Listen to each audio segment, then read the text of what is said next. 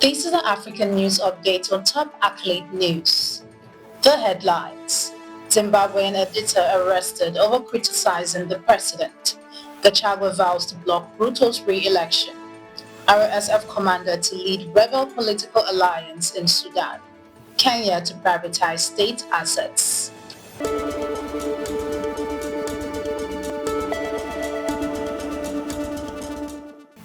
We'll start with the focus in politics. Zimbabwean editor arrested over criticizing the president. The Committee to Protect Journalists is demanding the immediate release of Faith Zaba, editor of the Zimbabwe Independent, who was arrested on July 1st over a satirical column criticizing President Mnangagwa. Zaba faces charges under a law that criminalizes insult against the president following her June 27th piece that labeled Zimbabwe a mafia state. Her lawyer says she was seriously ill at the time of the arrest, prompting the Harare magistrate to delay her bail hearing until July 3rd to reassess her medical condition. Press freedom advocates said the case highlights an intensifying crackdown on dissent and media independence in Zimbabwe. Still in politics, Gachagua vows to block Ruto's re-election. Former Kenyan Deputy President Rigathi Gachagua has launched a fierce campaign against President William Ruto, vowing to mobilize 8 million votes from the Mount Kenya region to deny him a second term in the 2027 election. Gachagua accused Ruto of betrayal, claiming he was wrongly impeached last October and that the president can no longer win Mount Kenya's support without him. The rift follows Gachagua's pivotal role in Ruto's 2022 victory, where the region delivered over 3.5 million votes. He further alleged that recent protests and business disruptions were state-orchestrated plots to turn the public against him. Moving on in politics, RSF commander to lead rebel political alliance in Sudan. Sudan's Rapid Support Forces Commander General Mohamed Dagalo has been appointed head of the Taasees Alliance, an emerging coalition of political parties and rebel factions, signaling a move towards forming a parallel government in RSF-controlled areas of western and southern Sudan. Meeting in the RSF-held city of Nyala, the alliance elected a 31-member leadership. Analysts warn that this could solidify Sudan's divisions, with competing governments forming in the east and west amid a brutal 26-month civil war with the army. The conflict has killed tens of thousands and displaced millions, with both sides accused of war crimes and international pressure mounting for a negotiated resolution. Shifting focus to economy, Kenya to privatize state assets. Kenya is set to privatize several state-owned enterprises through initial public offerings, beginning with the Kenya Pipeline Company, President William Ruto announced at the London Stock Exchange. The move is part of a wider push to attract private sector investment, reduce reliance on external debt, and strengthen domestic capital markets following economic challenges and last year's nationwide protests. Speaking later at the African Debate event, Ruto highlighted efforts to fund development through public-private partnership and asset securitization, including raising $1.3 billion from infrastructure-backed bonds, which are also slated for listing to attract wider investor participation. You're watching the African News Update on Top Accolade News. Do stay with us. Still to come.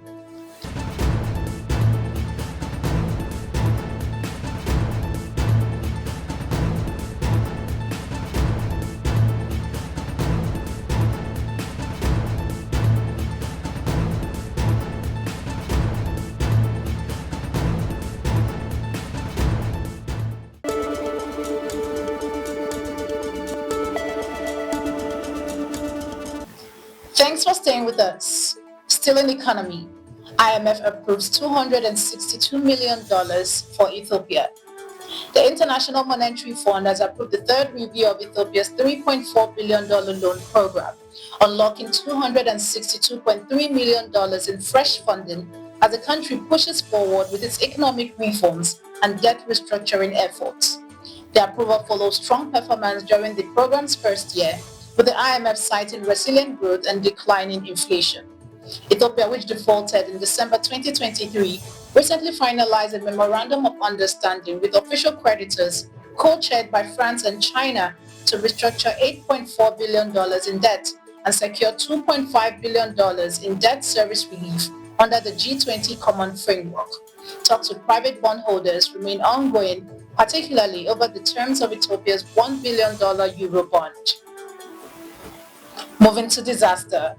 Helicopter crash kills 5 at Mogadishu airport.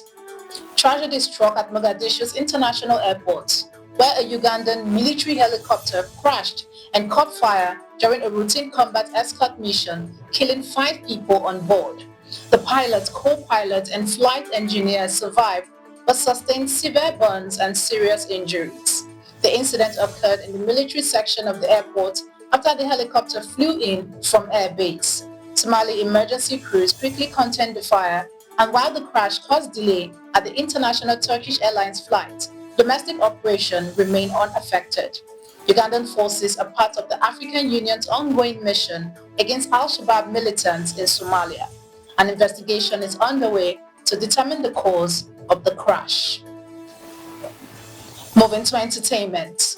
Tems launches initiative to empower young African women in music. Two-time Grammy Award winner Tems has unveiled the Leading Vibe Initiative, a groundbreaking platform aimed at empowering young women in music across Africa with plans for global expansion. While the music industry is great, there hasn't always been a space for women. Women creators, women producers, women engineers, women writers. That is why I'm starting the Leading Vibe Initiative for the ones that believe. Launching this August in Lagos, Nigeria, the program will equip emerging female artists, songwriters, and producers with tools, mentorship, and industry access to boost their careers. Inspired by her journey as a self-taught artist, Tems says the initiative seeks to bridge the gender gap in music, where women make just a fraction of songwriters and producers. The first round of application is now open to Nigerian women aged 18 to 35, as the initiative partners with top global creatives to offer hands-on training and career-shaping opportunities. Now in sports, Chukwueze pushes back on transfer rumors. Amid growing speculation that AC Milan could offload Nigerian winger Samuel Chukwueze this summer, the 26-year-old appears to signal his desire to stay at San Siro through a social media post. Chukwueze, who joined Milan in 2023 for 21 million euros, has tallied 8 goals and 6 assists in 69 appearances and seems unwilling to part ways with the club just yet. That concludes our African news update for today. Stay tuned for more African news and developments. Thanks for joining us. I am Ojorumi Okocha. Connect and engage with us on all our social media handles. Do have a wonderful day.